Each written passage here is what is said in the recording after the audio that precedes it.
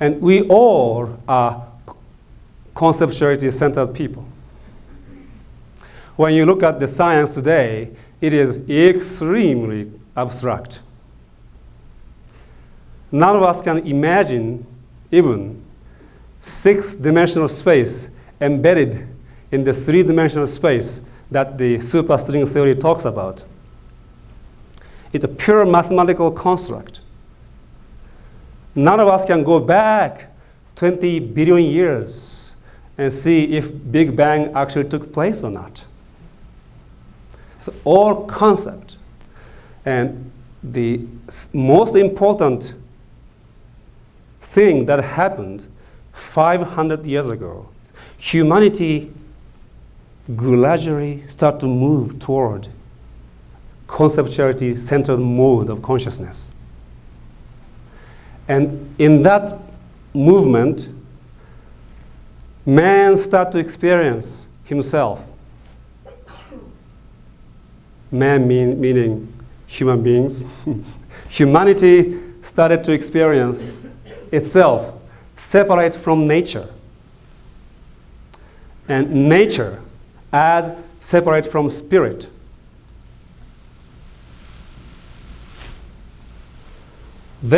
Humanity has lost direct access to oneness with nature, with the birth of this conceptuality-centered consciousness. So at the same time, you just have to put yourself in the experience of somebody like Galileo, in whom the conceptuality-centered consciousness blossomed in an extremely high degree. And he realized that in the matter of scientific knowledge, the authority of the past, scriptures, churches, should not have any power. It should be our own thinking that need to guide us to the truth of the universe. So Galileo truly expressly became independent of the past, and he was the forerunner of the age that he helped initiate. The reason Galileo was persecuted was not because he was talking about heliocentric universe. It was because he said it is the truth. That's why he was persecuted, because he denied the method of church completely. So long as it was just a mathematical construct, the church was fine with it. But when he said it was the truth, that's when he got into trouble.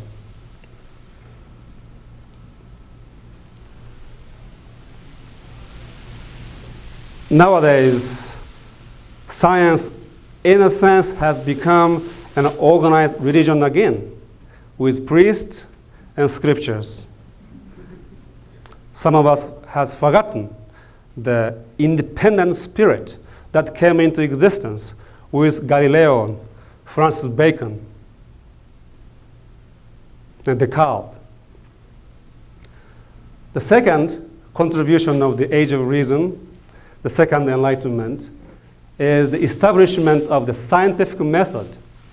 This is also extremely important. You see, the scientific knowledge is the outcome of the scientific method. Without method, there's no science. And again, this was Galileo's invention. You see, when you study those people, Francis Bacon gave undue importance to sensory awareness.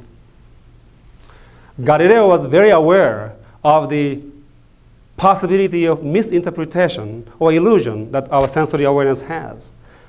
So in order to establish objectivity and certitude in our scientific knowledge, he set out to invent the method, which we call the scientific method, which consists of observation, which I call extrospection, and reasoning by the use of mathematical formulations, and experimentation to verify or falsify the results of the theory. Now, science has become an independent entity, a discipline. Before, it was a part of philosophy. But with Galileo, it has become a branch of philosophy, like a Newton called natural philosophy. And then later on, it became altogether a separate discipline from philosophy, religion, and science, art. These two are two salient contributions of people such as Galileo, Newton, Descartes, and whole host of people who are the forerunners of this conceptuality-centered consciousness. Please. So now, going back to the first Enlightenment and the contribution of the first Enlightenment, the spiritual awakening Enlightenment tradition of the esoteric spirituality. Now, I'm using the term esoteric tradition. Ken Wilber uses a deep spirituality. And this is not an exoteric religion. Exoteric means outer. Esoteric means inner. The exoteric tradition is a tradition where you study scriptures, you read books.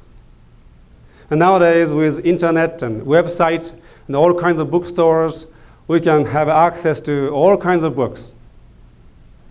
And we have become so smart, so knowledgeable, that by reading books, you almost figure out, you become virtually enlightened. And some of those people actually can explain enlightenment much better than those who are truly enlightened.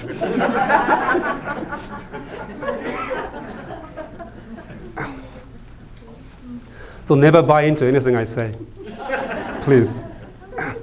So this is a tradition all over the world. We have this esoteric tradition. When we talk about Zen, Zen is an esoteric school within Buddhism. Dzogchen is an esoteric school within Tibetan Buddhism. And some schools of yoga and tantra are an esoteric school within Hinduism, Buddhism. Essen is an esoteric school within Christianity. Hasid used to be an esoteric, or Kabbalah is an esoteric part of the Judaism. And these esoteric schools existed long before Buddhism, Christianity, Judaism came into existence. They just adopted language of those religions to express themselves. So esoteric religion is religion based on your authentic experience of awakening. So now I wrote in Chinese what is written in there. This is Lao Tzu's famous Tao Te Ching, the first two lines. And I am giving you two versions of translation. The first is more rigorous philosophically. The second is more poetic, the one that I'm using for my own book of translating Lao Tzu. Tao, so let's read the first, this easy one. The Tao that can be spoken of is not the eternal Tao, and the name that can be given is not the eternal name. Most of you have seen this line. And if we translate this more rigorously, phenomenologically, it says the Tao that is atemporally abiding in its abidingness cannot be reduced to any descriptions in language, and the naming in language, which is temporal, cannot capture the temporary abiding Tao in its temporal abidingness.